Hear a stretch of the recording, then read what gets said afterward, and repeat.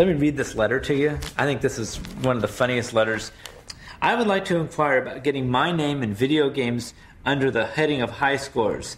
My personal high score on Qbert is 287,000 points. I noticed you do not have a listing for Qbert. I was wondering if this is because you have not received word of any high scores.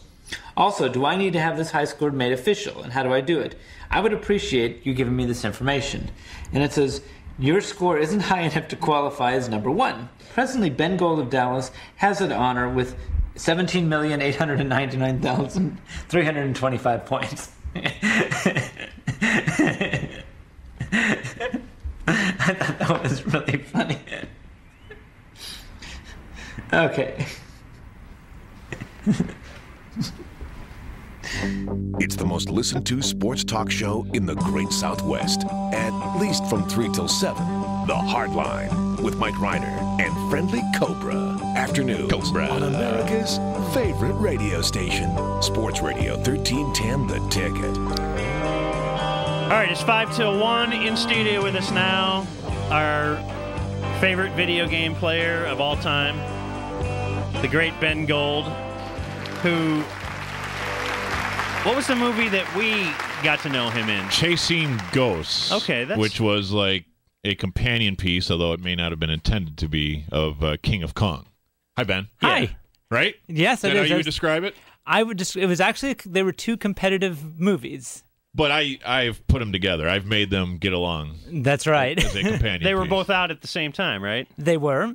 They were both at Sundance at the same time, weren't they? Or something? Actually not. They were Chasing Ghosts premiered at Sundance, and King of Kong premiered at Slam Dance, which was kind of the alternative to the Sundance. Really? Yeah, kind of. Okay. And so, so the ironic thing is that the movie that premiered in the, let's say, the more developed or bigger film festival didn't do as well as King of Kong, which basically won every award in Slam Dance. Yes, and King of Kong, when you were on with us last year, when was it? It was about a year ago this week. Oh, really? Last July? Okay. Mm-hmm. When you were on with us last year, we discussed The King of Kong versus Chasing Ghosts, two very excellent documentaries for totally different reasons. And I believe your point was that King of Kong, while a more popular and a very good movie, at parts it stretched the truth a little bit. That is correct. Yes. Whereas Chasing Ghosts... More of a Michael Moore type documentary, perhaps. It kind of made Billy Mitchell out to be a really bad guy, which I still think he is, even though you've tried to tell me he's not that bad a guy. You know, Billy and I go back a long way. Okay, you have history. And we have history, and I was thinking about this, that especially now, for whatever reason, there's like this microscope about from like 1982 to 83 that's considered really the beginning of competitive playing. And we used to talk on the phone almost daily. There was a group of maybe 6, 7 of us that we were just really close. And so, you know, that's the Billy that I know. And you're in that group. And we're obviously not describing this well enough. You are the pioneers on the cover of Life magazine. The pioneers that kind of were the first video game superstars, and you dominated several games. Trying to remember what the rundown was. What were the games you dominated? It was obviously Qbert. Qbert, Millipede. I was really good at the shoot-'em-ups like Defender, Stargate. Stargate is what got me into Life magazine when I had set the record on that. That's right. And so each of us, pretty much when we all gathered, we realized that there are certain people that had really good skills in some very narrow games, because it was very difficult to be the best at everything. Right. So you at times have held world records in many of those games. In several world records. Yeah, yes. Yeah. And then Billy Mitchell is still trying to do it, right? Well, because isn't Billy and Steve Wiebe? Are they still competing for the Donkey Kong title to this very day? You know what's funny is I was reading this up last week because I have not been as active in thinking about video games except for maybe the last 2 or 3 weeks. Now that we're getting close to the event I'm going to be going to in a couple of weeks, and I was reading that there's actually 2 people that have already beat both their scores. Really? Yes. So maybe that movie has inspired others. Maybe that brought it back, huh? Yeah, it did. I mean, there's still people that are going out trying to beat classic video game records. Although I still think that classic video games today represents maybe 1% or 0.1% of the market. But Dan mentions this all the time because I think both of us on this show are old school in our video game leanings, as you are, no doubt. And our kids have the Wii. Kids have Mario Brothers. So me and my little son Brett sit down and play Mario, or the newest Mario on the Wii. Mm-hmm. And this upsets Dan. Wow, there's George.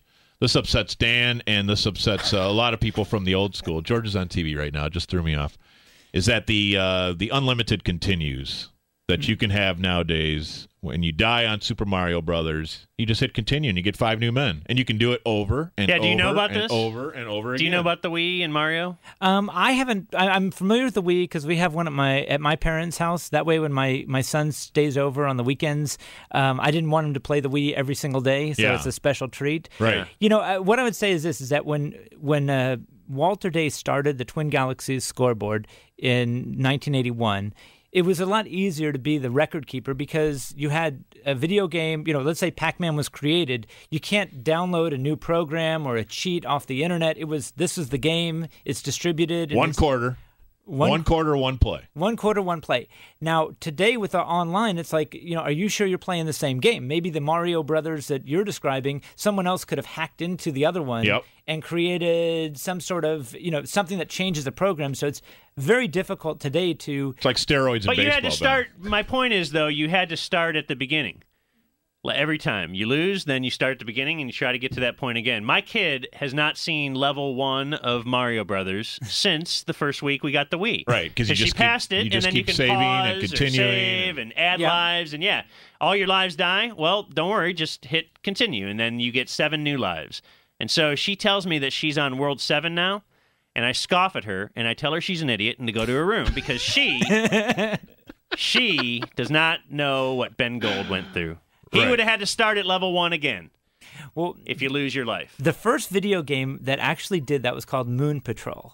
That was the very first video game where you could just stick quarters in and continue. And continue as if nothing... that was I'm sure it was monetary, right? Like the exactly. makers of the game why would you want Ben to stand at your game for 9 hours on 1 quarter? Right. When you can get people to continue to put more and more quarters in there and make them far more money. In addition, that's why the business model is so radically different today than it was then, because the business model today is your daughter doesn't need to go to level 1 anymore because you've already paid the $50 or whatever for the cartridge, and so you just want to keep her to feel like she's got her $50 worth. Yes. Yeah. That's really what happened is they all started figuring out that these kids are standing at this video game forever. These kids today what's the longest you ever stood at a video through. Game on 1 quarter? 37 hours. Oh, my gosh.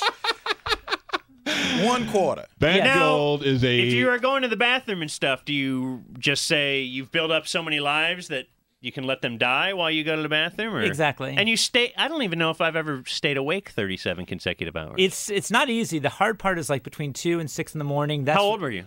I was... The first time when I broke the Stargate record was... I was 15, and then I ended when I was 16, so I did it on my birthday. So can you, on Stargate, does it give you an extra guy every 10,000 points? Is that how you can do it? Okay. And so I would have, And I suppose Pac-Man fans would denigrate that to say, oh, well, you only get an extra person at 1 level, right? Exactly. That's where you get into the marathon game versus the non-marathon games. Yeah. And the thing was that for me, 36 hours, which was Stargate, and 37 was Q*bert, that was like the max I could do. But there were guys a lot bigger than me that did like 60 hours and 65, and I have no idea how they did it.